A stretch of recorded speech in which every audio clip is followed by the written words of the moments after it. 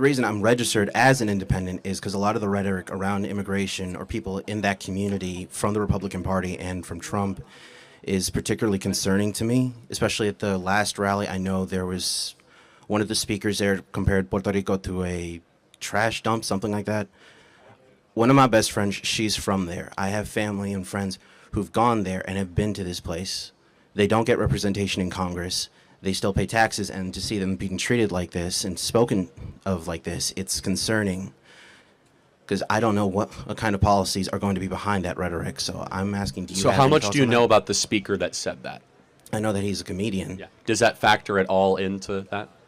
It does, but the fact that he was invited there in the first place and that he said this sort of stuff, it does Yeah, concern I me. just think, okay, so let me ask you a question. It's not a hypothetical. Okay. Which one should matter more? A comedian making a bad joke, I agree, or a president calling Trump supporters garbage? I think both are bad. Which is worse? I'd say the president. Okay, I agree. So we totally have agreement. So thank you for that, because I think we've never had in American history a president, even during the Civil War, call this many Americans garbage. It's never happened in history. And he said, only garbage I see are his supporters, and he said that explicitly. Look, I don't know what to tell you other than it was a comedian at an event, but like, Well, it's not even just him. Even when Trump started his first started his campaign, maybe he intended it as misspeaking, but he talked to a lot of Latino people or immigrants who came here as criminals or rapists. there are a lot of criminals and rapists coming, though. I'm not disagreeing with that. But he All never right. said all. Never. I get that. The problem is, he says something like that. I've lived out west. Like, I've lived out in Arizona where there are communities who do have undocumented people who work in the agricultural industry. I've had friends who've worked there, and they're good people. They're trying to do more. They're trying to be as upstanding citizens as they can be without being citizens. And again, this rhetoric, it gets passed around, and it worries me for their safety. Yeah, I Like, mean, don't that's a you bunch think of that BS. So let me just ask you. You don't think that No, has an it's impact? again like the rhetoric. I mean, like, first of all, let's just be clear. Do you think it should be illegal to come into America without permission? No. Oh, wait. Let me rephrase that. Do you think it should be against the law for someone to come into America without permission? No. Yes, I do. Okay. What should the punishment be? I think it depends on the reason why they came here. See, I disagree. So let's apply that standard. Do you think it should be illegal to go break into somebody's home? Yeah? Do we factor in the reason when we sentence them? Should we? Yeah? Oh, see, I disagree.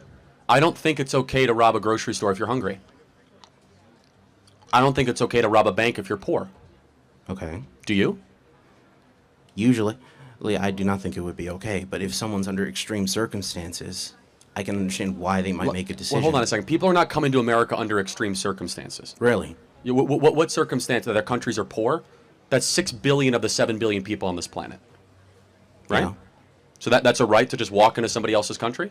I'm not saying they should just be able to come here willy-nilly. All right? But they are, right? And they should be removed and returned to their country of origin, right? If they can go back there, but that's not always an option. Well, there's flights every day. Like, you can definitely go back. I don't mean in terms of transportation. I mean countries like, you bring up what... Name one country. El Salvador, it's actually safer than America. Venezuela, it's now safer than America. Why? Because they're sending their criminals here. They're opening their prisons and sending the migrants here. That we have a migrant crime wave. I know people who've come from those countries. I'm sure that you aren't do. like I'm sure that. there's lots of exceptions. Here's the problem, is that you need to put your own citizens first above the citizens of another country, always. And right now, everybody in this audience, they're the first generation since George Washington, have it worse off than their parents. And so I don't care about the rhetoric. I don't even know what you're talking about, to be honest. Instead, I do not have a soft spot for someone that is coming from the third world illegally into our nation when our own generation, these kids here, are the most depressed, suicidal, anxious, poor, and least homeownership generation in history. These kids should come first above foreigners. Does that make sense? Yeah. And again, I'm precise in my language. I can go through the examples of Trump. I will say this, but Trump has record support amongst the Latino community, has record support amongst the black community, because those that have come legally, which I assume you have, coming from... I was born here. Yeah, okay, thank you. Great. So that's a separate topic, but that's unrelated. Which is, your parents came here legally, I meant, yes? Yeah. Okay. Which is great, and that's fine. That's the way it should. We have a very big open heart, but you have to come legally. And there's a difference. And I will say, to your parents that came here legally, I want you to think about this. It's an insult to your parents that had to wait in line, fill out the forms, and not commit any crimes, saying that they had to do it the right way, to the 10 million people that were able to break into this country and cut in line and do it the wrong way. Does that make sense? Yeah, I get that. So, But please. And by the way, I love that your family's a small business. You know, that people like your family make this country a better place. We try. But the reason I ask is I talked to my mom. She came from Haiti in the late 70s.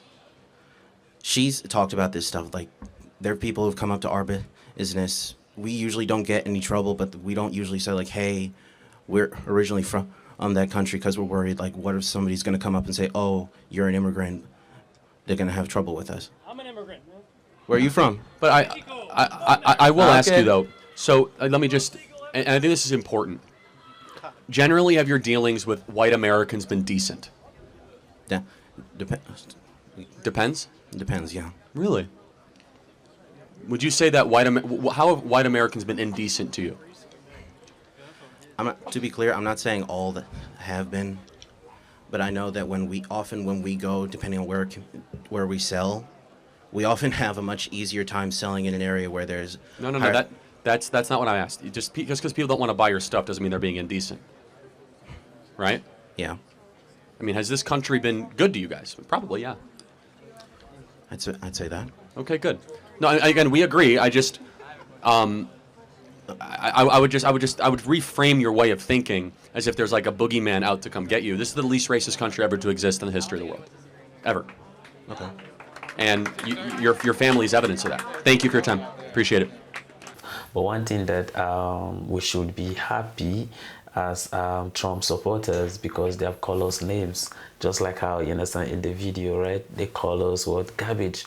But then we accept to be back garbage, because at the end of the day, the garbage still win the election. And then therefore, Trump is going to make America what? Great again, and is going to make the world itself, you understand, to enjoy the peace it enjoyed 4 years ago while he was the president. Because while Trump, you understand, was the president, of course, there was peace, you understand, in Europe, there was peace in Middle East. And then that's when we could make reference to the Abraham Accord. All those things, you understand, was not happening. There was no war, you understand, in anywhere, you understand, in the entire world.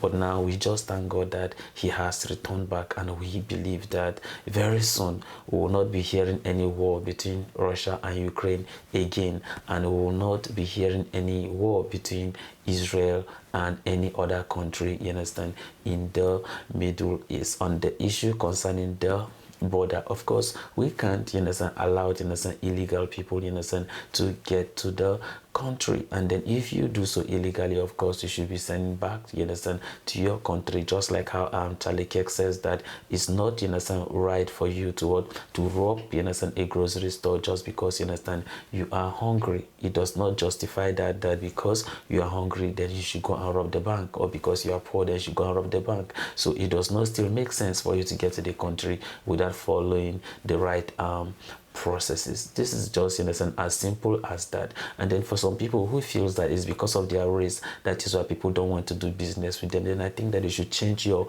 business strategy on how you sell or market, you understand, your product, you understand, to people. I don't think that is basically because of, you understand, your race or because of your skin color. But then I think that you should try to be very dynamic, and then look at some of the market forces, and then see which suits, you understand, whatever commodity you want to put down there, you understand, for the people, for them to buy. Though I know that a lot will have a lot to say concerning this dialogue that Charlie Kirk had with this very college student, and I also want to see your thought at the comment section. But then I believe that some of you are happy, just like how I am also happy for President Donald J. Trump victory.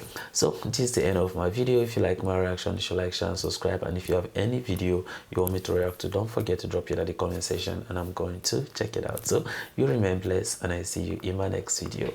Goodbye.